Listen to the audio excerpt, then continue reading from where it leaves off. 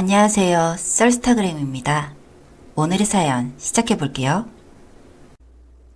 제 남편과 저는 제가 대학교 2학년 때 학교 선배의 소개팅을 시작으로 첫 만남을 이어가 연애를 시작하게 되었습니다.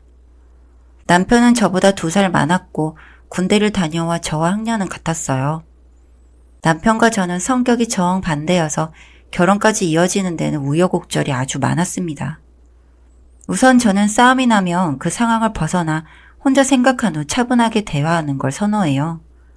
화가 난 상황에서는 서로에게 모진 말도 선을 넘는 말도 쉽게 할 수 있으니 그런 상황을 피하고자 부정적으로는 회피하는 성향의 성격을 가지고 있어요. 하지만 남편은 완전히 정반대예요.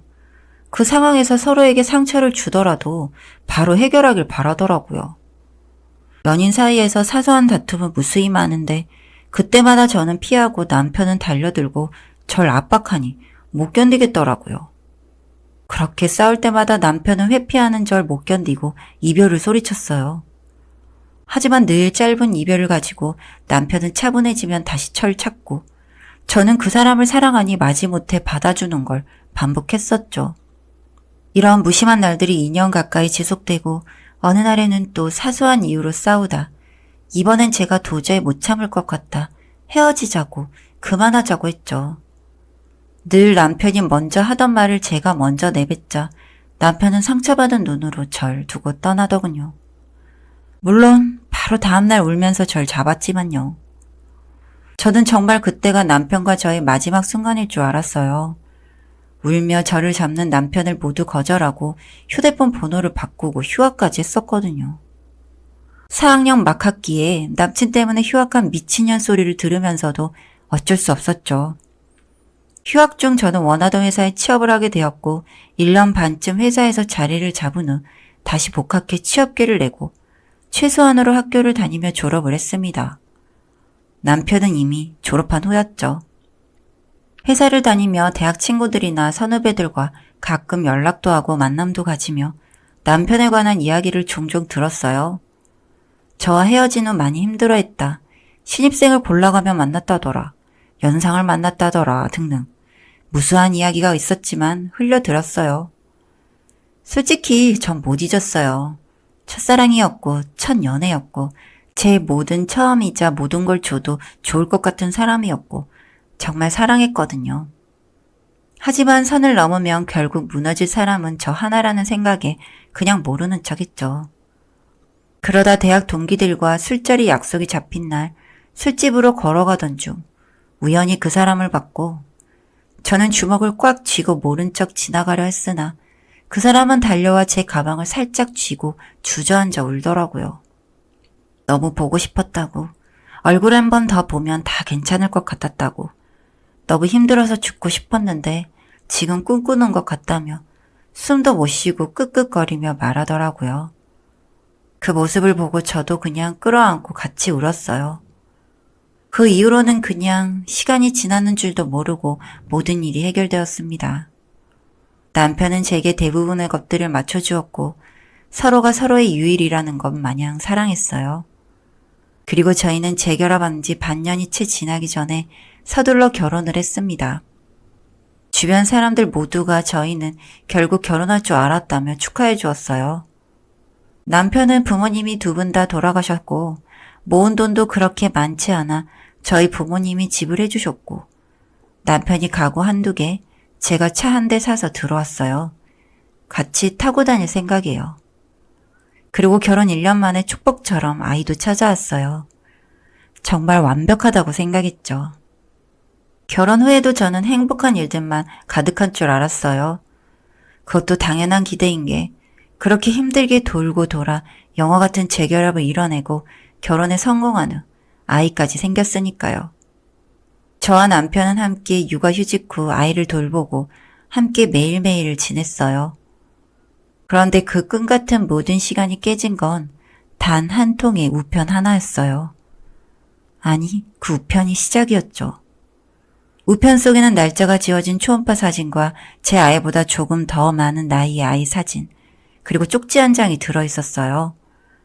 그 쪽지에는 남편을 믿지 말라는 짧은 문장과 번호 하나가 적혀 있었고요. 저는 그 사진과 쪽지를 들고 번호 부분을 자른 후 바로 남편을 찾아가 물었어요. 이게 무엇이냐고. 남편은 자기는 모르는 일이라고 하더군요. 하지만 여자의 촉이라는 게 가끔 잘 맞아떨어질 때가 있잖아요. 그 아이의 나이가 딱 저와 남편이 헤어진 그 시점, 그쯤 임신을 해 낳았다면 저 정도 컸을 거라 예상되는 모습이었어요. 만약 정말 제 의심에서 그친다면 좋을 거라고 생각했죠. 제가 의심하는 내용이 맞더라도 남편한테 할 말은 없을 거예요. 그때 저희는 헤어진 상태였으니까요. 그래도 배신감은 들겠죠. 일말의 고민 없이 남편을 받아주고 다시 사랑을 시작한 이유가 헤어져 있는 동안 서로를 너무 애달프게 그리워했고 감정이 식지 않아서인데 실제로는 그동안 딴 여자와 또 다른 사랑을 했다면 저는 앞으로 남편을 믿을 수 없을 것 같긴 해요. 그래서 전 잠시 나갔다 온다고 한 뒤 그 번호로 전화를 걸었어요. 전화는 신호음이 2번쯤 간 뒤 상대방 쪽에서 끊더군요. 그리고 주소가 적힌 문자 하나가 날라왔어요. 저는 곧바로 택시를 잡아 그 주소로 향했죠. 그 장소는 한 개인 카페였어요. 휴대폰 녹음 버튼을 켜고 문을 열고 들어가니 20대 초반쯤 보이는 알바생인지 사장님인지 그 분을 제외하고는 아무도 없더군요. 그 알바분에게 혹시 다른 사람이 방문하지 않았냐 물어봤더니 혹시 문자 보고 오셨냐고 자기가 그 문자 보냈다고 자리에 앉자고 하더라고요. 그리고 가게 문을 닫더라고요. 본인이 가게 사장이라고 이야기했고 저는 물었어요. 그 사진은 뭐냐고. 왜 남편을 믿지 말라고 한 거냐고요. 사진 봤죠? 그 사진의 아기. 그쪽 남편이랑 내 애예요. 그쪽 남편이랑 바람핀 건 아니고 둘이 헤어졌을 때 만났어요. 그냥 그쪽이 남편을 너무 착하고 좋은 남자로 아는 것 같아서요. 쪽팔린 이야기지만 저 화류계에 있었어요. 솔직히 남자 하나 물어서 그쪽들 마음도 있었고 그때 온 게 당신 남편이에요. 사람 취급 안 해주는 남자들 사이에서 좀 잘해주길래 솔직히 혹했어요. 근데 임신하고 나니까 돈 얼마 주고 나르더라고요. 솔직히 상관은 없었어요. 그 돈으로 이 카페 열었던 거니까. 애도 혼자 기를 수 있기도 하고요. 그런데 그쪽이 좀 좁아서 발 끊어도 소식이 들리긴 하거든요. 당신 남편 애 가진 여자 한둘은 아닐 거예요. 낳은 사람이야 나밖에 없겠지만 착한 척하면서 뭐 자기가 대단한 사랑 하자는 것처럼 여자 꼬셔서 담을 빼먹고 버리는 새끼야 당신 남편. 그쪽이 남편에 대해 하나도 모르는 것 같아서 이야기하는 거예요. 관련된 증거는 USB에 정리해뒀으니 가져가요. 이혼을 하던 위자료를 뜯던 다른 여자들한테 찾아가 봐도 좋고. 그 이야기를 듣는 동안 저는 한마디도 할 수 없었어요. 예상은 했지만 이런 일일 줄은 정말 몰랐었죠. 남편이 산책가에 드나들며 그런 사람들과 관계를 했었다니. 이상하게 남편과 관계 후 질염에 자주 걸렸던 것도 다 이 때문인가 싶었어요. 저는 그 여자분께 어떤 말을 할지 잠시 고민하다 그저 자료는 감사하다고 이야기한 후 자리를 떠났어요. 집에 돌아가기 전 PC방에 들러 USB를 열어봤어요. 그 여자분과 다른 여자분의 카톡 내용, 남편과 다른 여자의 카톡 내용, 남편이 사창가에서 성매매를 한 흔적들이 가득하더군요.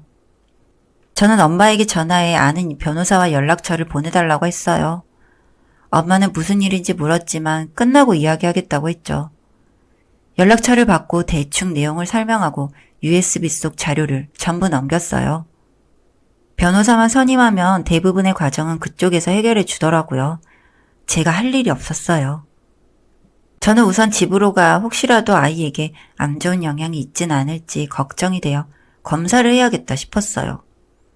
아이를 데리고 대충 짐을 싸서 친정으로 가야겠다 마음먹은 후 집으로 돌아갔더니 남편은 왜 이리 늦게 왔냐며 오늘 닭도리탕 먹자고 양념장 간 좀 봐달라며 절 보고 웃더군요.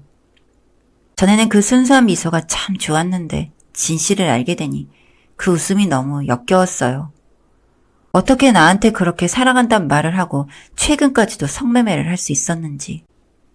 저는 남편에게 달려가 남편이 손질하던 닭을 움켜쥐고 남편의 얼굴을 찍어 눌렀어요. 생각 같아선 칼로 찔러버리고 싶었지만 그럴 수는 없으니까요. 남편은 무슨 짓이냐고 입과 코에 처박힌 생닭을 바닥에 던졌습니다. 저는 남편이 만들던 양념장을 그릇채로 남편에게 던지곤 더러운 새끼. 다 알았어. 다 안다고. 너랑 나 이제 끝이야. 당장 내 집에서 나가. 하고 소리를 질렀어요.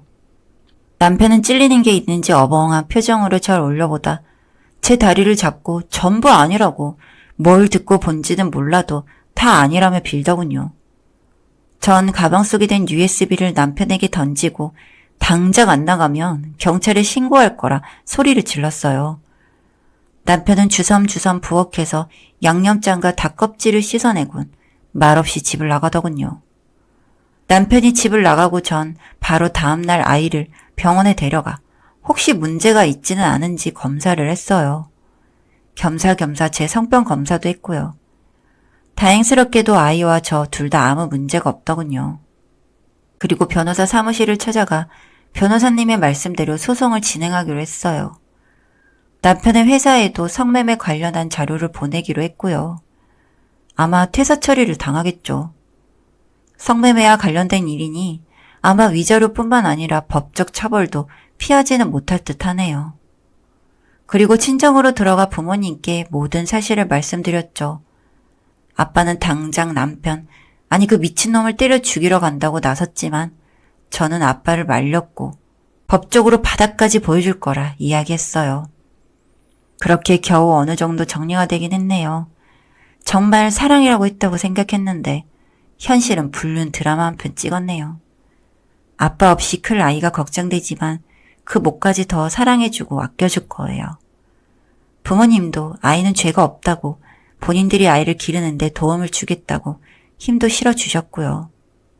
살다 보면 또 좋은 인연도 만날 수 있겠죠. 하지만 전 우선 아이만 보고 부모님과 함께 행복하게 살려고요. 너무 큰 충격을 받아 힘들기도 하고 사람이 참 어렵다 싶었어요. 여기까지 썰스타그램이었습니다. 구독과 좋아요 부탁드릴게요.